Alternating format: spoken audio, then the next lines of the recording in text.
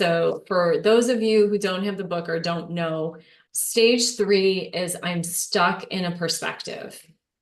And I was stuck. Oh, was I stuck? I was like a rat chasing my tail. Oh, I was so stuck.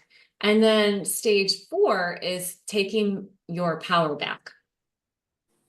And then after I went through stage 4, and I'll explain a little bit more about what happened in stage 4, when I went through stage 5, that is merging with the illusion, that was a much easier phase to experience than the previous 4 phases, just emotionally and stress-wise. My shoulders, my neck felt better, my back felt better. A lot of my injuries did not feel like they were front of mind, and I didn't feel overall as tense when I got to stage 5.